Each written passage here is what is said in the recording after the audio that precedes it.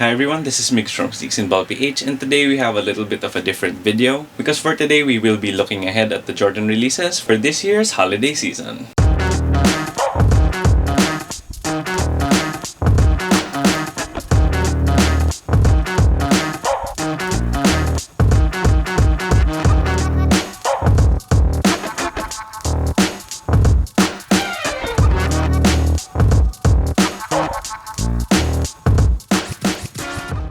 Before we get started, I don't really do these kind of videos a lot, but if you like this kind of content, please make sure to leave a thumbs up down below. And if you have any comments, questions, or any suggestions for future videos, please feel free to leave them in the comment section down below as well. Then I'll also leave a link to the SNBPH Sneaker Hunters Facebook group down below because it is a community where we talk about basketball and sneakers quite a bit, and it's also where I hold my monthly giveaways. Because it really does help the channel out quite a lot. To start things off, Jordans have been really hyped up nowadays because nothing seems to be sitting on shelves much. I mean, you do have the usual shoes that sell out like the Jordan 1s, the 3s, the 4s, the Jordan 5s, and the Jordan 11s.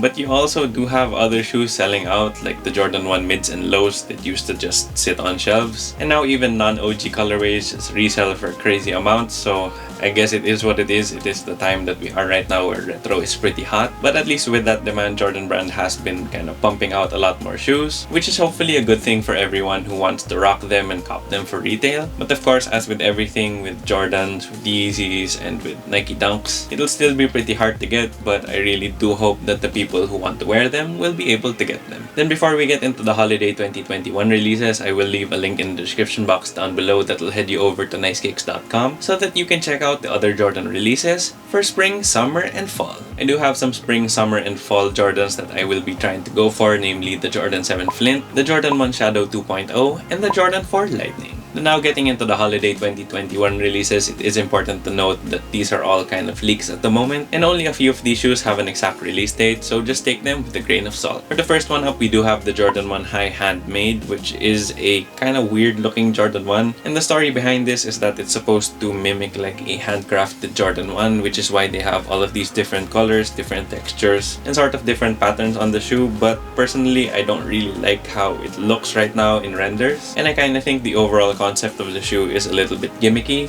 But if you do like the shoe, it is releasing on December 19th, 2021 for $170 US.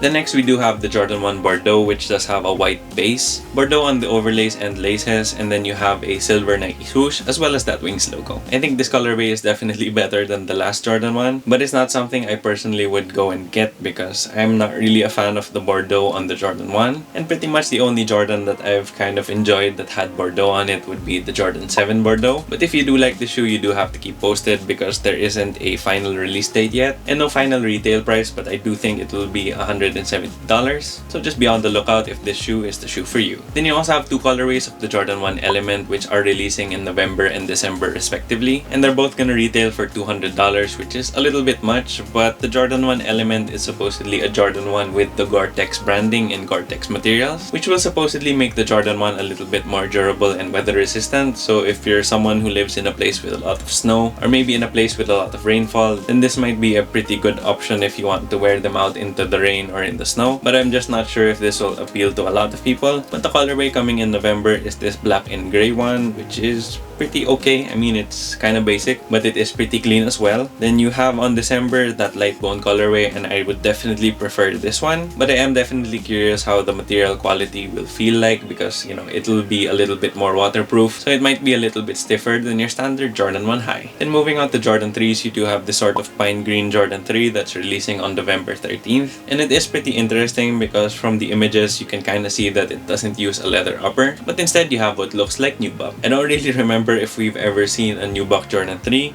but this is definitely pretty interesting, and I know my brother will like this colorway because he is a Boston Celtics fan, so we might just end up copying this. But it does have a pretty good color palette with that black, that green, and that signature elephant print, and again these will release on November 13th for $190 US.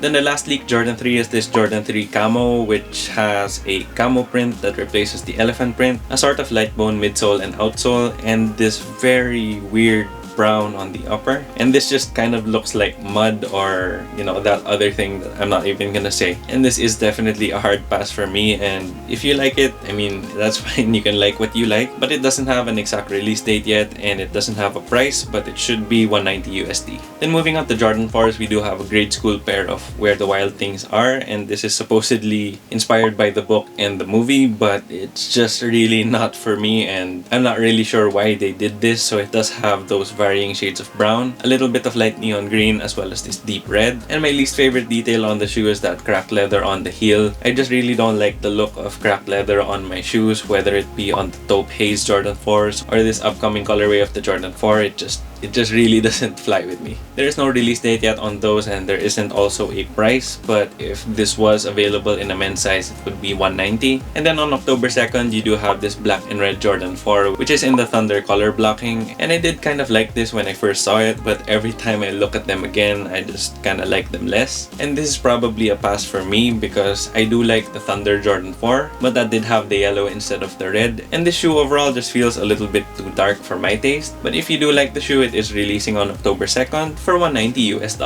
Then moving on to the Jordan 5, we do have this women's pair called the Blue Bird, which seems to have blue suede all throughout, a white midsole, and my favorite detail on the shoe would be those silver teeth on the midsole. It is a little bit too blue in my opinion, but it does seem pretty clean as well. But if I were to pick some top Jordan 5s from this year, it would definitely be the Raging Bull as well as the Stealth 2.0, and this is just kind of average in my opinion. But if you like this shoe, it is releasing on October 7th, and I think the retail price will be $190. Then on December 4th, you have the Air Jordan 5 Soul DXB, and I really don't like the colorway of this shoe. You have this very weird sort of faded looking green suede, pink on the shark teeth and tongue as well as the bubble, black on the midsole, and this yellow translucent rubber. And it just really is not my thing, but I think a lot of people might like this because it is kind of the rage to have those like neutral greens and grays because of the popularity of all of the Travis Scott collabs. I'm not really sure if this will be a global release because I think this Jordan 5 was to commemorate the Soul DXB event, which is a sneaker event that takes place every year in Dubai. So it is coming out on December 4, and there is no retail price just yet, but it should be anywhere from 190 to 200 USD. Then you have a couple of Jordan 6s, and you have this Jordan 6 Midnight Navy, which I really do like because it is very simple, very clean, just an all-white upper with Midnight Navy on the midsole, the top of the tongue, the lace lock, and the heel tab. The Midnight Navy Jordan 6 is a shoe that released originally in 2000, and it definitely has been a long time since we last saw this shoe. There isn't a final release date on this shoe as of yet, but it will retail for 190 USD. Then in October, you do have the Jordan 6 Low Day of the Dead, which does come in an interesting color palette because you have white and black, but you also have some hits of orange and yellow. I do like the color blocking on the shoe, but this is a pass in my opinion because I don't like low-cut Jordan 6s as well. But if you do like the shoe, it is releasing sometime in October, and the retail price is probably 190 as well. Then we do have a leaked Jordan 7 with the Jordan 7 Raptors, and I'm not really sure if this will make it to holiday 2021 or if it will spill over to 2022. But essentially what you do have with this Jordan 7 Raptors is an all-black Jordan 7 with hits of this bright red all throughout the midsole, the outsole, and the branding. And though it does look like a cool Jordan 7 colorway, I'm not really a fan of black, and I really wish that since this is a Raptors inspired colorway that they put a little bit more purple on the shoe. But if you do like the shoe, it should be priced anywhere at 190 to 200 US dollars and should release either in late 2021 or early 2022.